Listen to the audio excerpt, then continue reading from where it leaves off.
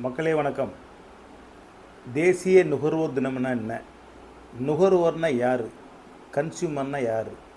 கன்சியூமர்களுக்கு என்ன பாதுகாப்பு? அவங்களுக்காக எதுக்கு ஒரு தினம்? தேசிய நுகர்வோர் தினம்னா என்ன? தேசிய நுகர்வோர் பாதுகாப்பு சட்டம்னா என்ன? அப்படின்றத நம்ம கொஞ்சம் விரிவாக பார்ப்போம்.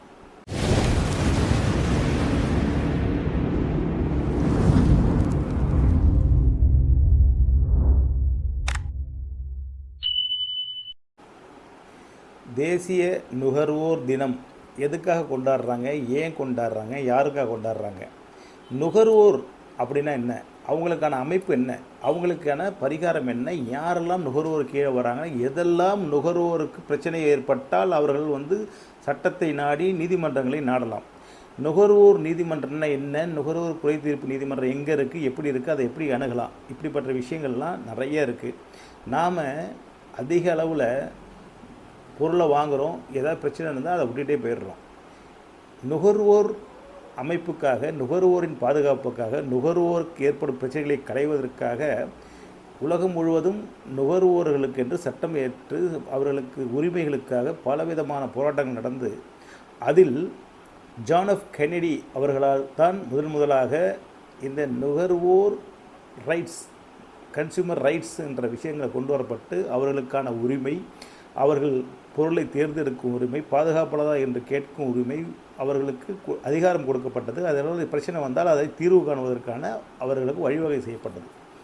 அதன் பிறகுதான் இந்த நுகர்வோர் பாதுகாப்பு சட்டங்கள் இயற்றப்பட்டது. இந்தியாவில் 1986 நுகர்வோர் பாதுகாப்பு சட்டம் இயற்றப்பட்டு அது 2019 வரை இருந்தது. 2019 புதிய நுகர்வோர் சட்டத்தை உருவாக்கிட்டாங்க. ஏன் இந்த புதிய நுகர்வோர் சட்டம்? பழைய சட்டங்களில் சில குறைபாடுகள் இருந்தது, அதெல்லாம் நீக்கி தான் 2019 புதிய நுகர்வோர் சட்டம் கொண்டு வந்தாங்க.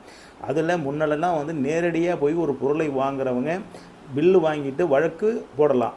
ஆனால் இப்போது ஆன்லைனில் வாங்கினாலும் நம்ம வழக்குகள் போடலாம்.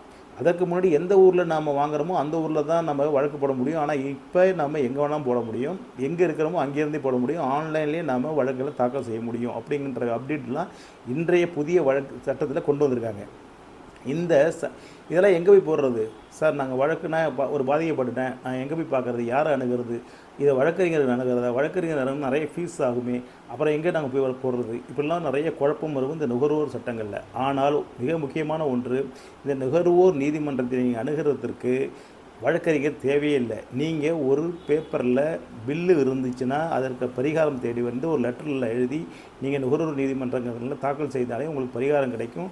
2 வருடங்களுக்குள்ளே நீங்கள் வழக்கை தாக்கல் பண்ண 90 நாளுக்குள்ளே தீர்வே கிடைச்சிடும். இதுக்கு ஒரு சின்ன எக்ஸாம்பிள் மூலயமா உங்களுக்கு சொல்ல ஆசைப்பட்றேன். ஒரு படிச்சுக்கிட்டு இருக்க மாணவர்கள் இருக்காங்க, ஒரு கடையில் போகிறாங்க, ஒரு பேனா வாங்கிட்டு வராங்க. வீட்டுக்கு அந்த பேனாவில் எழுதலை. அப்போ உடனே என்ன செய்வாங்க? நாம் என்ன செய்கிறோம்? அந்த பேனாவை தூக்கி போட்டுட்டு இன்னொரு பேனா வாங்குவோம். ஏன்னா நாம் அந்த கடைக்காரன்கிட்ட போய் அந்த பேனா மாற்றி கொடுங்கன்னு சொல்ல மாட்டோம். ஏன்னா அந்த கடைக்காரர் நமக்கு தெரிஞ்சவராக இருப்பார், நமக்கு அருகில் இருப்பார், நமக்கு நிறைய கடை கொடுத்துருப்பார், தேவையான பொருளை நம்ம வாங்கியிருப்போம், இல்லை பழக்க வழக்கம் இருப்போம். அவர்கிட்ட போய் நம்ம கேட்கும்போது அவர் வருத்தப்பட்டுருவார்னு சொல்லிட்டு நம்ம அதை அவாய்ட் பண்ணிவிடுவோம்.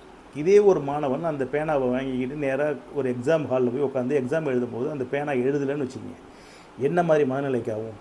உடனே அவருக்கு என்ன ஆகும்? பக்கத்தில் பேனா கேட்குறாரு, கஷ்டப்பட்டு பேனா யாருமே கொடுக்கல. அது பிறகு ஒரு ஆசிரியர் பேனா கொடுத்து அந்த எக்ஸாம் எழுதுறாரு. எக்ஸாமில் 40 மார்க் தான் வாங்குறாரு. அவர் 100 மார்க் வாங்கக்கூடியவர், நான் தான் முதல் வகுப்பு எடுக்கக்கூடியன்னு சொல்லக்கூடியவர் ஆள்னு வச்சுப்போம். இப்போ என்ன ஆகும்? இப்போ அந்த மன உளைச்சலுக்கு என்ன பண்ணுறது?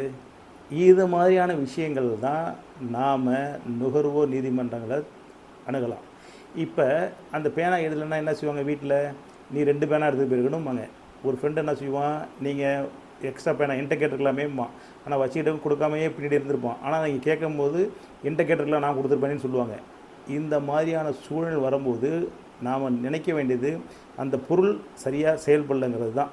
அப்போ நம்ம என்ன செஞ்சுருக்கணும்? அந்த பேனாவை வாங்கும்போது ஒரு பில்லு வாங்கியிருந்தோம்னா அந்த பில்லை இப்போ எடுத்துக்கிட்டு அந்த கடைக்காரருக்கு ஒரு நோட்டீஸ், நான் இத்தனாம் தேதி இவ்வளோ ரூபாய்க்கு உங்கள்கிட்ட பேனா வாங்கினேன், அந்த பேனா எடுத்துகிட்டு போனேன், நான் எழுதும்போது எழுதலை, எக்ஸாமே எனக்கு அதனால் வீணாக போயிடுச்சு, நான் பாதிக்கப்பட்டுட்டேன், மார்க் குறைவாக எடுத்துட்டேன், அதுக்கு காரணம் நீங்கள் தான் அப்படின்னு ஒரு லெட்டர் கொடுத்தீங்கன்னா அதை வாங்கிட்டு அவர் பரிகாரம் பண்ணிட்டா வேறு. அவர் மதிக்கலைன்னா அதையே நீங்கள் ஒரு நீதிமன்றத்தில் நுகர்வோரில் செலவே கிடையாது. அங்கே போயிட்டு நீங்கள் இந்த வழக்காக தாக்கல் பண்ணிங்கன்னா உடனடி நிவாரணம் கிடைக்கும். இன்றைக்கி நம்ம 20 ரூபாய்க்கு பெரிய பெரிய மால்லையும் தியேட்டர்லேயும் தண்ணி குடிக்கிறோம்னா அதற்கு காரணம் இந்த மாதிரி ஒரு நுகர்வோர் போட்ட வழக்கு தான். ஏற்கனவே 40 ரூபாய்க்கு விற்றுட்டு இருந்தாங்க, ஆனால் இன்றைக்கி 20 ரூபாய்க்கு விற்கிறாங்க. அதே போல் பல்வேறு விஷயங்கள் நமக்கு இன்றைக்கி கிடைக்குதுன்னா தைரியமாக நுகர்வோராக இருந்தவங்க நீதிமன்றத்தை அணுகி பரிகாரம் வாங்கினால்தான் நாமெல்லாம் இன்றைக்கி சில விஷயங்கள் அனுபவிச்சுக்கிட்டு இருக்கோம். அதனால் ஒவ்வொருவரும் உங்களுக்கு ஏற்படுற பிரச்சனைகளுக்கு தைரியமாக நீங்கள் நுகர்வோர் குறைதீர்ப்பு ஆணையத்தை அணுகுனீங்கன்னா 99% உங்களுக்கே சாதகமாக கிடைக்கும். அதனால் ஏற்படும் பிரச்சனைகளை கண்டு அஞ்சாமல் நுகர்வோர் குறைதீர்ப்பு நீதிமன்றங்களை அணுகுங்கள், நிச்சயமாக பரிகாரம் கிடைக்கும். அதற்காகத்தான் இந்த தேசிய நுகர்வோர் தினம் கொண்டாடப்படுகிறது. இதற்காக தான் விழிப்புணர்வும் ஏற்படுத்தி கொண்டிருக்கிற அரசு. அதை நாம் விழிப்புணர்வோடு இருப்போம், நல்ல பொருட்களை வாங்குவோம், பிரச்சனை ஏற்பட்டால் அதற்கான தீர்வும் காண்போம். நன்றி, வணக்கம்.